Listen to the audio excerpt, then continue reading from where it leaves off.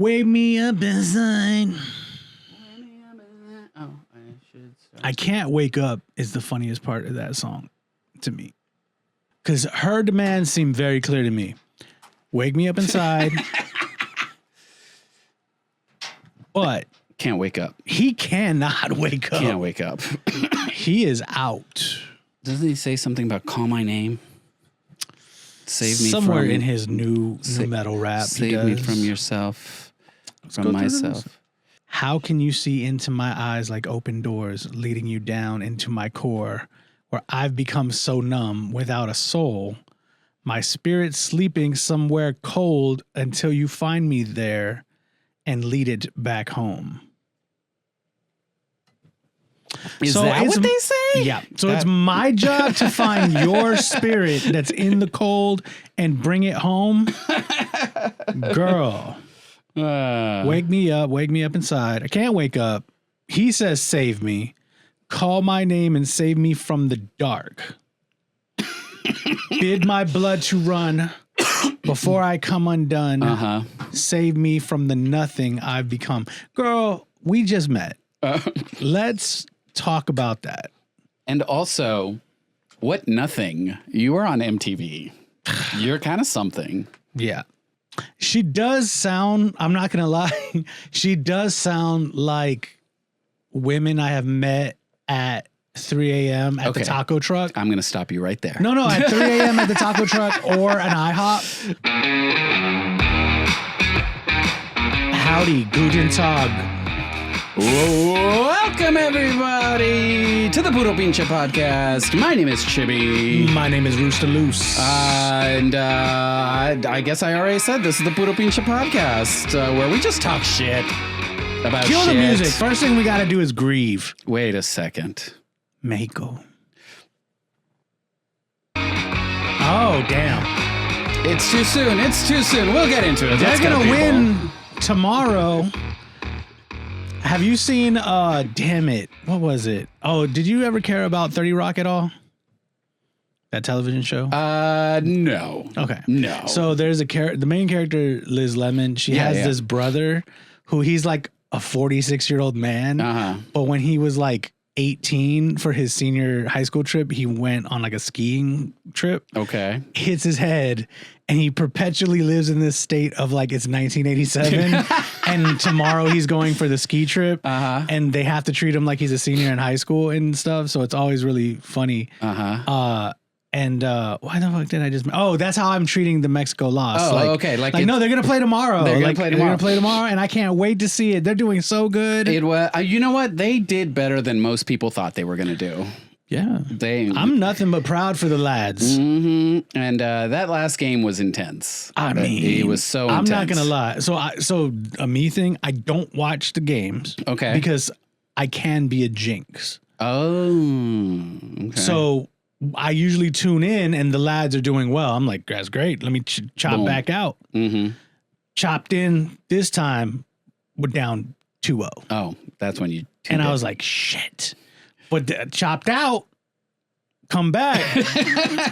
Was 2-3. Okay. And I'm like, holy shit, let's go. Yeah. No, I watched most of it. Not all. I started like, I don't know, 10 minutes in or something like that. But yeah, the back and forth is those first two goals. Yeah. It was just like, what the fuck?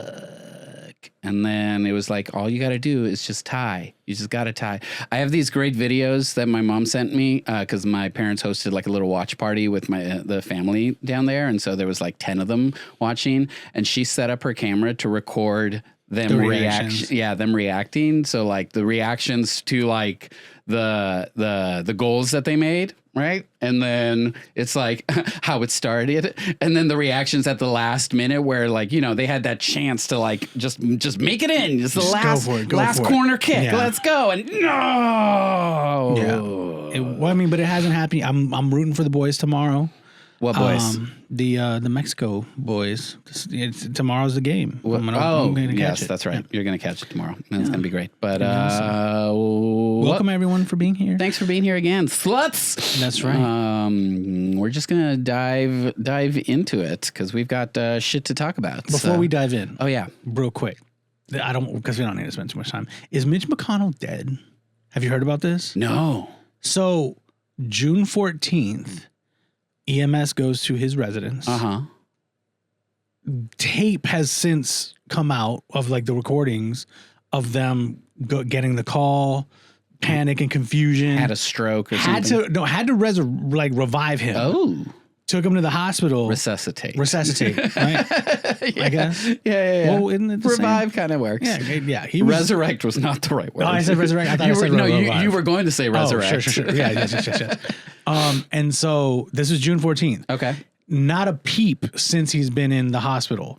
His people are like, no, he's recovering. He'll be cool, blah, blah, blah. But there's really a strong push that he might have not kicked the bucket fully. I was going to say, I don't think, given what little information I have just obtained in the last 30 seconds, I don't think he's dead.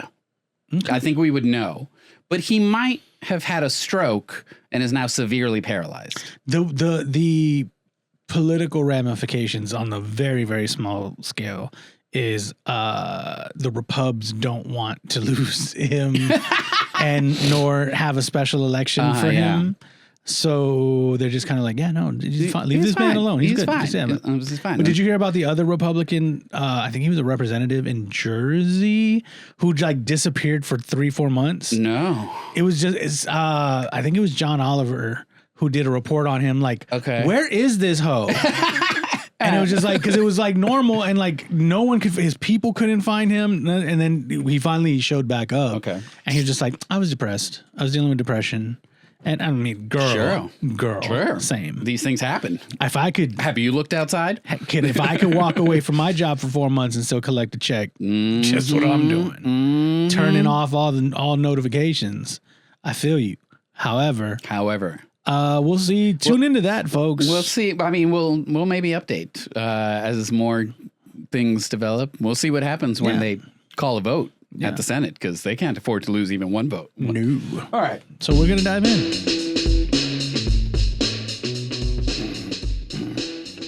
All right. So we are recording this after the 4th of July weekend. And so I thought we could talk about one of the most American things there is, which is secession. Like the show? No, or not succession, secession, like to seceding. To secede. Got you. From the union. Not so much the union, but so this all came about because, let me just set the scene. Set it. I just recently heard a report on NPR, shout out to NPR and the Sunday Story, about Illinois. Yes. Have you heard about what's happening in Illinois? No. Have you heard about New Illinois? Let's move there. Let's not, actually. Oh. There is a grassroots movement in Illinois to essentially become the 51st state by seceding from the state of Illinois. And the people that want to do this are everyone in downstate Illinois. Got it. Basically everything except Cook County, which is where Chicago is. They basically say Chicago don't represent us, and they have a super majority. We're never represented. We're never represented, even though they saving your ass. And so there have been more than 30 counties that have put this on. They have put a referendum on their ballots, and the people have overwhelmingly voted in favor of this. Great. Legally, there's a very slim chance that this will happen because both the legislature of Illinois has to approve it and the U.S. Congress has to approve it. We worry about legality these days? I don't know. But, as you said, the people of New Illinois claim... That's ass. If you're going to secede, you need a new name. Well, I mean, there's precedent for this, right? West Virginia became West Virginia. I think that's ass. Because it seceded from Virginia. I hear that. Although that was during the Confederacy. Virginia was doing all sorts of Southern shit. And West Virginia was like, we don't agree with that slave shit. Yeah. So they seceded, right? But maybe. I don't know.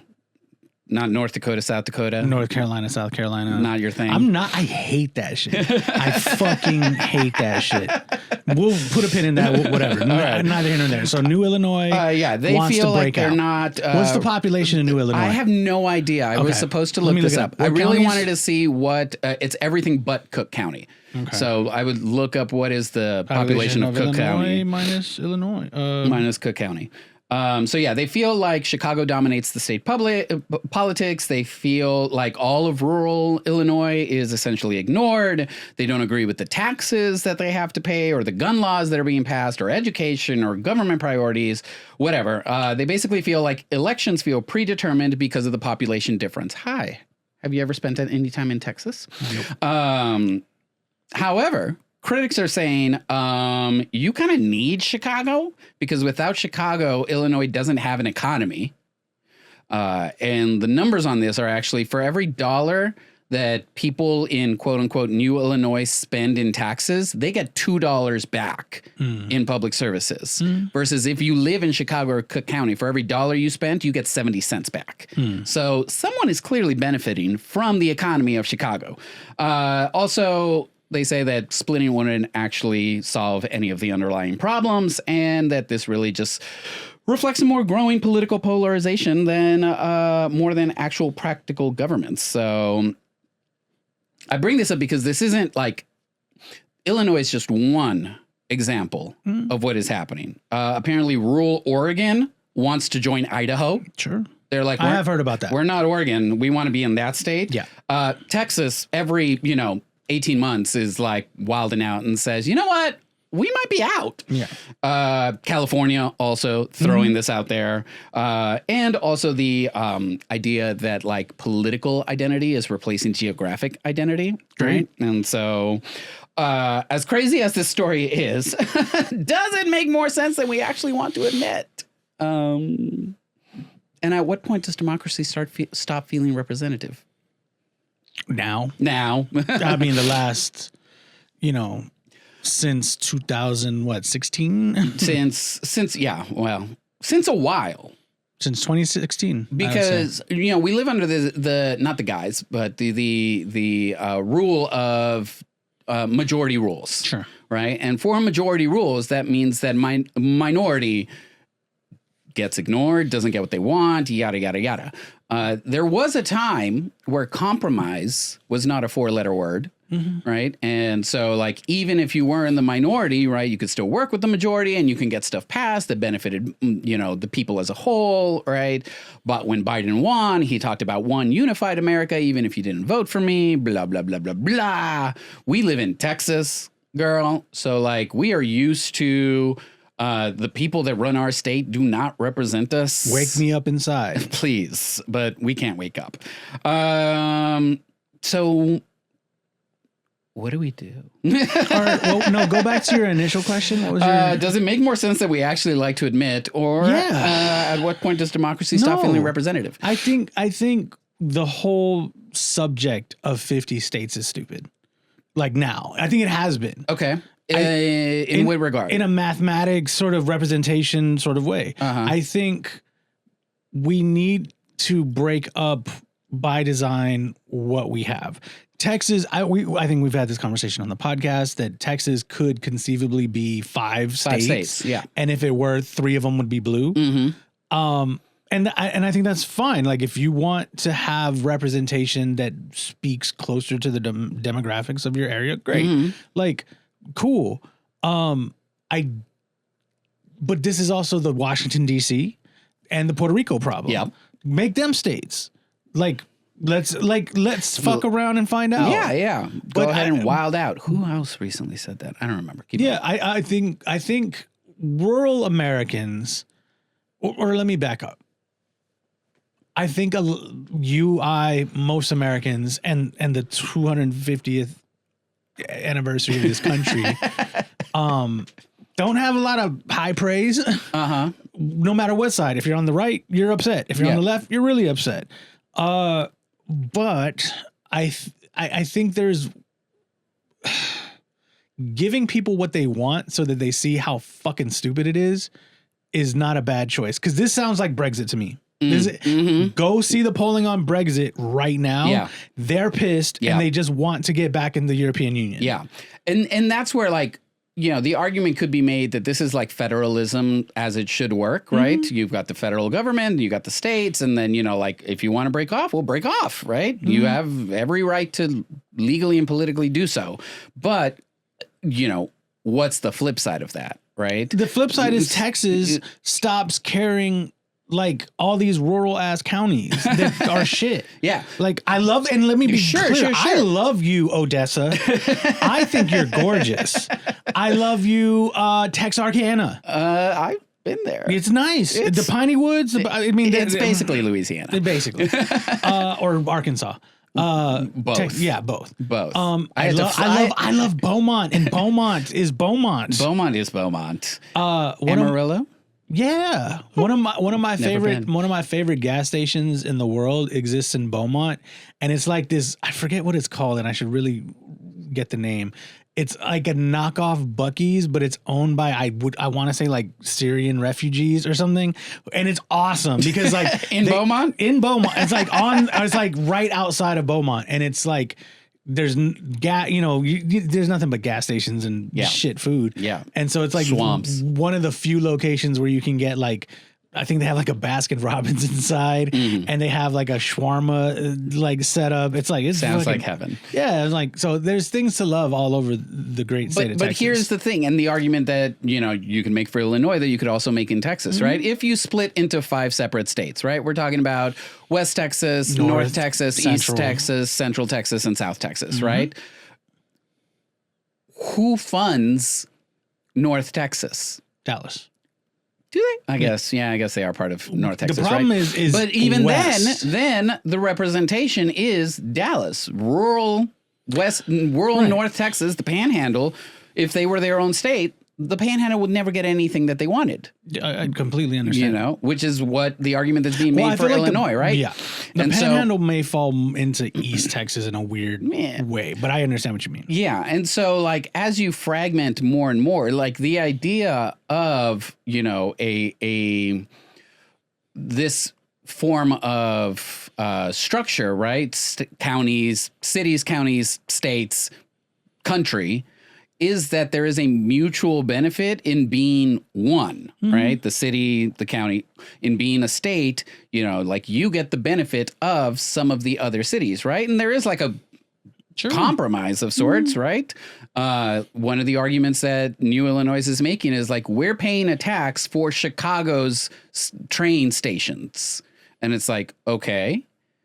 And you also get XYZ. You get a library. You get something. I don't know what you get, right? No, that's literally what they get. They get like libraries and parks and post offices and like shit that your tax dollars are also paying. But if it was just your tax dollars alone, that'd be a much smaller library. It's really interesting because I do this little YouTube search, and I encourage other people to do it.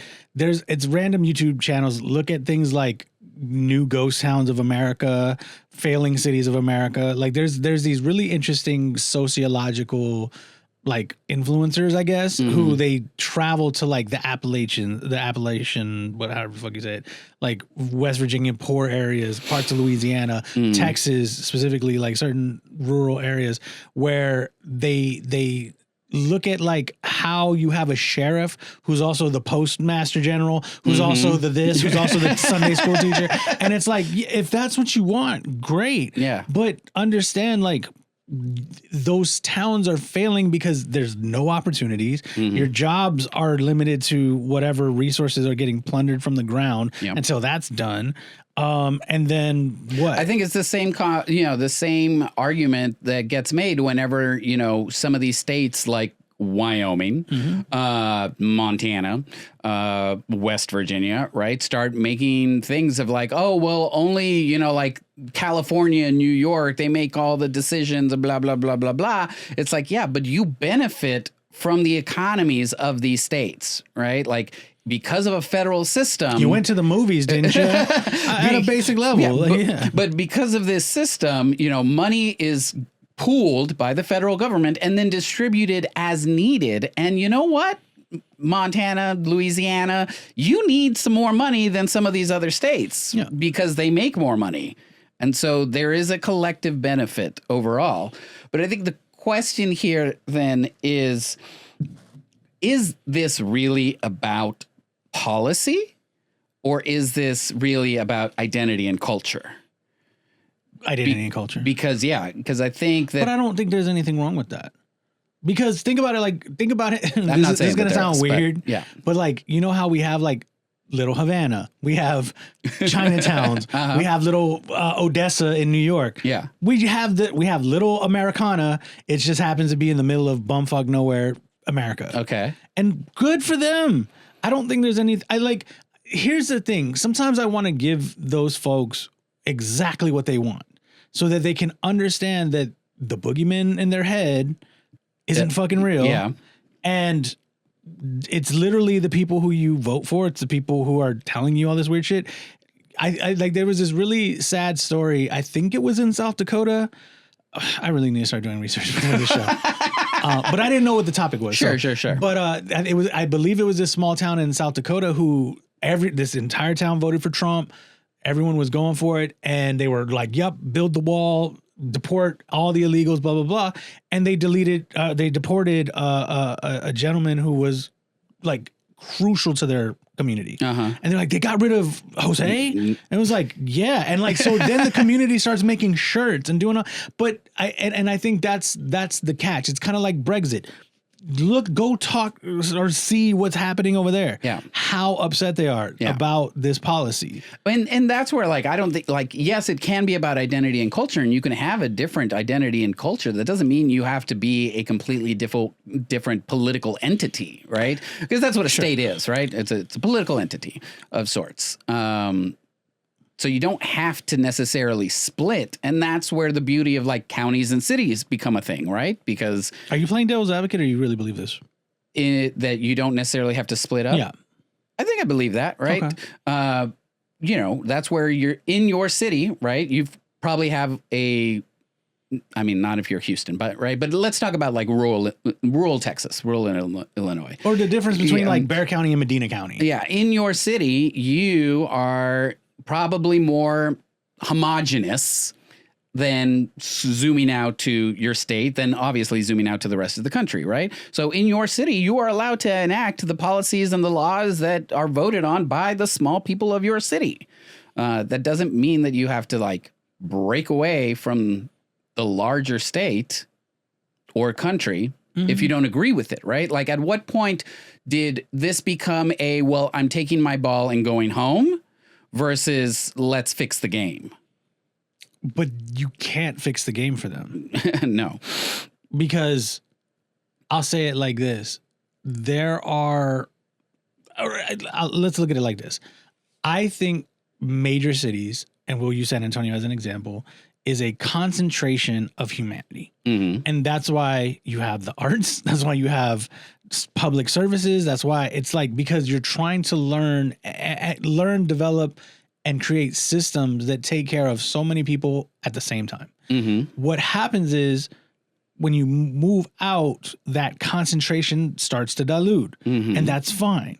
But like, one of the things that pisses me off is like when you go to Bernie, and for the listeners who aren't from San Antonio, it's like, what, 10 minutes outside of San Antonio, if that. It's almost like San Antonio is so big, it's almost connected to that. But if you go to Bernie and you talk to people from Bernie, they love to tell you how Bernie is like the opposite of San Antonio. It's like, y'all are the same thing. You know what I mean? Like, I don't think I've spent enough time in Bernie to pose an argument. Right. But it's like, well, because like, so versus like, say, Fredericksburg, which is in the middle of kind of nowhere, but they have like a vibrant German culture. They have a huge Oktoberfest. They have things operate their own well culture, in Fredericksburg. And I think that's where the disconnect for some people exists, where Bernie doesn't realize like the reason you exist is because you were a truck stop on the way from folks between San Antonio and El Paso. But then as the city grew, y'all became a location for people who worked in San Antonio and made a lot of money, but didn't want to deal with like the hustle of neighbors and shit. So they moved out there. And then here come the little B&Bs and the mom and pop coffee shops. And the horse ranches. Blah, blah, blah, blah, blah. And now you have an Applebee's or something. And it's like cute. Like, y'all are the suburbs. And that's fine.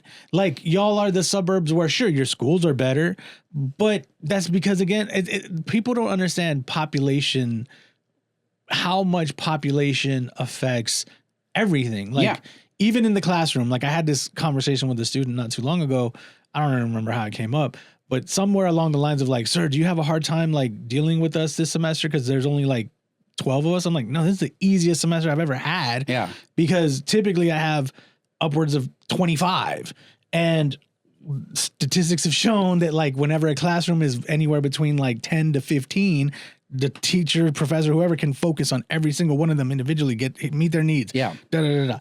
And not be overburdened. Now, I think the same thing is true with like cities versus rural areas. Like rural areas, you don't have to worry about too much until you have to worry about too much. And I think education is a great example of this, right? Where in like, we live in Texas where like the education system is funded by property taxes. This is correct, right? And so, yeah, if you live in an area that is more affluent, has higher property taxes, then you have the better schools. If you don't, if you live in an area that, you know, is more rural or, you know, like not as whatever, right? Lower property taxes, lower quality of schools, you know, I forgot where I was going with that in terms of a state thing. I don't know. I feel like there's some statewide funding that also goes back to help even the playing field. This goes back. I think maybe I'm adding to what you're saying, and maybe you find out what you were meant to say. But like, this is why, and it would piss me off. Like Northwest ISD San Antonio, there are subdivisions out there past 1604 that work very, very hard to not be a part of the San Antonio Independent School District or just outside so that they don't get taxed, but their money or any, like their kids go to really, really good Northwest ISD schools. We're looking at you, Stone Oak. Yes. And so what ends up happening is, well, this is more like Helotes and like Bandera 1604. Still looking at you. Yeah, we're still looking at you.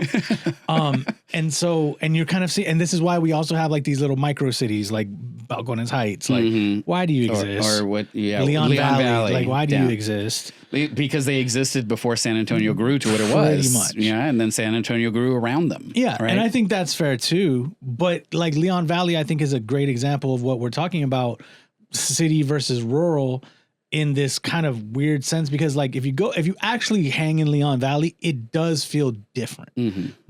But it also tremendously benefits for being a small town at the intersection of Bandera and 410. Yeah. And then all your cops can just like arrest people or like pull them over for some traffic tickets all the fucking because they're time. trying to get to the other side of 1604 through Bandera, through your little town, and it's shit. And so they get to sort of thrive off that, you know, and I think that's where, again, going back to the rural towns, they need to lose this idea that just because you're provincial that you're right. That like because you like we hang on tradition here. It's like, okay, so what tradition? Like, and I want like town specific traditions. Like I don't want to hear like Christianity because that's not town specific. And how does your tradition then translate into political policy? Right. Because you're talking about a political system. Yeah. That you're trying to work within. Right. You know. And I think, I mean, I'll say, I don't know. I'm for this new Illinois. Like, I think it's great. But I did I checked it out. Apparently, if all the other counties, because I don't think it's going to be all of them, but if you only exclude Cook County, then you're talking about a state that has a population of roughly about 7 million versus the Cook County area, which is somewhere in the ballpark of like 5.7. Oh, well then, shut the fuck up, New Illinois. But but New Illinois is bigger than South Dakota. Sure. In terms of population. But in that regard is then like, all right, New Illinois, you actually are the majority. More people live in these rural counties than they do in Cook County. Yeah. If you're still not getting your people elected, it's because you're not as homogenized as you think you are. A bit. I agree. I think, well, so again, let's use Texas as an example. Texas is hard. We have a ton of, or I won't say a ton, but we have a fair amount of Democratic representatives in the state legislature. We don't, and in the national. Yeah. But we don't have We haven't had senators. No, in 40 years. Yes. 40, 50 years. Governor in years. And that's another point. Like, I think if we're talking about like the idea of like, oh, are we being representative? Just fucking abolish the Senate. Because that shit, like if you want to talk about like the benefits of being rural, it's like, yeah, you're your own fucking state, and your state of being shed 2 million people gets 2 senators versus our state of 20 million people also gets 2 senators. I agree. Feels completely imbalanced. Yeah. Yeah. No, I totally agree with that. I also think it doesn't. But then you also get into gerrymandering, and so this all to me feels tied to the gerrymandering conversation. It's all just another way to create, because I could see the right wing being like, this is awesome, let's figure out how we can do it, because if that becomes a state, now they get 2 more right wing, 2 more senators, right? They get representatives that are probably going to be Republican, and it's sort of a way of packing the Congress. Yeah. And then you just sort of keep putting your fingers in your ears and going la la la la la whenever they're like, okay, well now do DC, now do Puerto Rico, now do Texas. Yeah. I think it's like, we can do this too. Right. But I think that's the problem with the gerrymandering shit, is it's gone so far awry. The problem is Republicans hate when the rules don't work in their favor. I get that. No one does. No one does. But you're either playing by the rules or you're not. Yeah. And the problem is that we have gone so far of this idea of a representative government when compromise isn't an option. Right. And bipartisanship is low. Bipartisanship is almost non-existent. No, not just almost non-existent, demonized.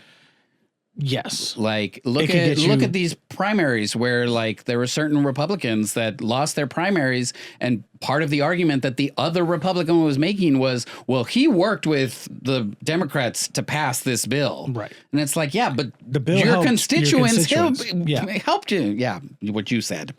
So that's the real issue, is that the divides in this country have become so extreme, and we've started to see each other, we've been seeing each other as enemies versus people with different opinions that live in the same space, in the same community, that want to benefit the community as a whole. It has become, I don't want to benefit the community, it's I want to benefit me and mine, and fuck everybody else.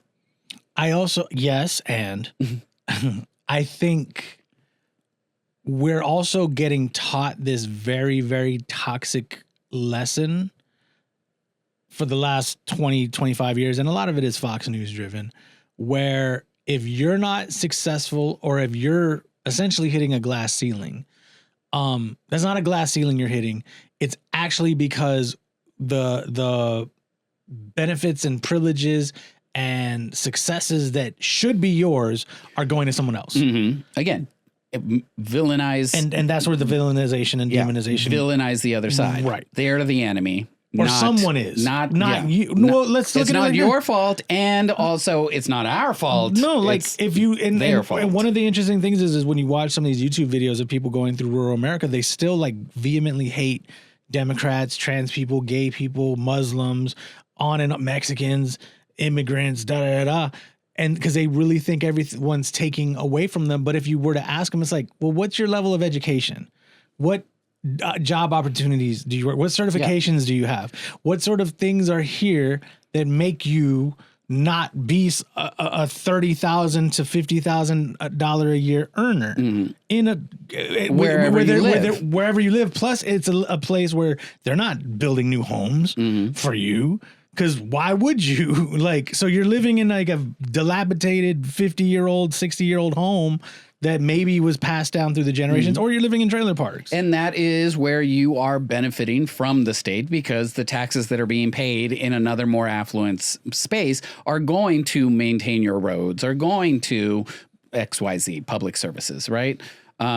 No, I completely agree. And where is, like, point to the example where you lost your job because someone from a different country came and took it from you, right? Like these are abstract concepts that, while I'm not saying that it has never happened, right? Like, Well, I can absolutely agree that there are probably people here with an H-1B1 visa that got a job over somebody here, but probably because they were more qualified. But they didn't hire themselves. Yeah. I think that's what gets lost in it. It's like, who hired them? Yeah. The dude who looks like you. Exactly. And so then the issue here, like, this isn't a like rural versus urban divide or conversation, right? It's more of a social economic divide and conversation. Yeah. That needs to be happening. But it's just so much easier to be like, well, they look different, they act different, they talk different, therefore we don't want to be with them, right? Yeah. And that's where, if we look at Illinois, right, rural Illinois is mostly white, in case you didn't know. That whole Missouri, that whole region, Indiana, and it's all kind of connected in that same sort of... And while they won't explicitly say, we hate black people, right, or we don't want to... Or maybe they don't. Associate, like, and maybe they don't. What they do dislike is their culture and their beliefs and their way of life. And it's like, that culture is ruining our society. One of the things I like to do whenever I have either debates with students or anyone on the internet or in real life, whenever they demonize anyone, whether it's people who practice the Islamic faith, whether it's immigrants, whether it's a lot of times, I think it turns out to be poor people that they demonize. It's like the quote unquote welfare queen. Yeah. But what race is the welfare queen? Right. But the two questions I always like to sort of get out of them and answered is, how many of them do you know? Mm-hmm. And like have ever interacted with in your life?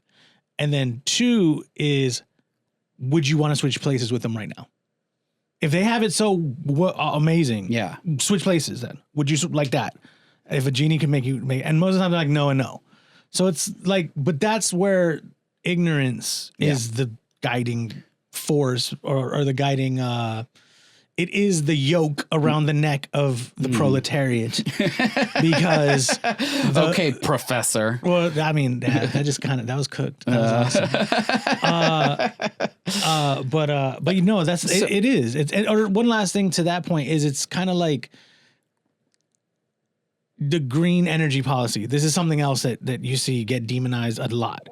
And this sort of like they're trying to give our money away to kill the oil industry and to kill like coal industries. And it's like, what the fuck happened to just things evolve? Mm-hmm. Like malls are dying in America, but you don't hear like the great mall lobby. Like you don't hear JCPenney and Foley's. Yeah. And they're trying to do things about that. And we're like, all right, instead of like department stores, we now have gyms at the mall or whatever, right?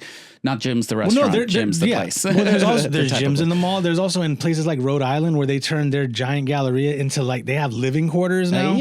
Like, that's awesome. And then that was one of the arguments that I heard the people of New Illinois making when posed with the economic question of like, well, the city of Chicago economically supports you. Like, what would you all do? Then one was revive the coal industry. Girl, coal industry's gone. And also, it's been gone. How strong is your coal industry against, because this is where West Virginia or Kentucky, or like where it's already been happening. But also this is sort of ignorance to them, where to get the coal industry, it's just like the oil industry in Texas. Mm-hmm. If I found oil in my backyard, I don't fucking know how to take it out of the ground and take it to market.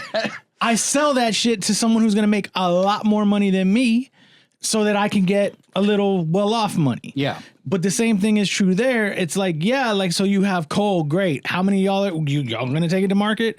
No, you're going to hire some other people who are going to probably hire immigrants to take it out of the fucking ground. And then you're going to export it and blah, yeah. Blah, blah, blah, blah. It's a whole thing. So just for funsies. We like funsies. Let's say Texas seceded from the Union, as it so threatens to do every once in a while. Sure. Right? And what would it look like? And how many states would there be? What would these states be? And who would be the bad guy?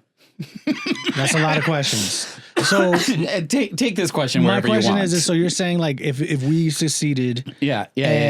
Play world we broke building. up into like in smaller states. Yeah, we became a company with states.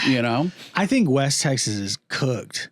They are struggling. They become District 13. Because they have the oil industry. Great. A lot of the people who go out to West Texas to work, you make money. Most of them don't live there. Mm-hmm. They're in the camps. They come home to usually major cities or nicer towns elsewhere. Don't live there. Does El Paso just decide to go with New Mexico? They're like, fuck the rest of y'all. I think they do. Corner us in there. I think they do. I think. Plus, they're with it. They might just go with fucking across the board. It just might be Mexico. I think South Texas is fine because we have a ton of resources. I think we have companies unfortunately, this is going to sound fucked up, but we have a lot of cheap labor. Yeah. Which companies want. And South Texas has the import-export, which then actually creates a new market in North Texas for import-export because you would have to be exporting to the United States. We might have to fight over the coast. That's what I can see. Like who gets, what do you mean? Because what East Texas has the bulk of the coast. Sure. So but maybe the coast becomes its own state. Maybe all the coastal bend. So you want to give like Brownsville and Harlingen and all them they all become the coast, the coastal state. That would have to be some interesting world building. Yeah, coastal state.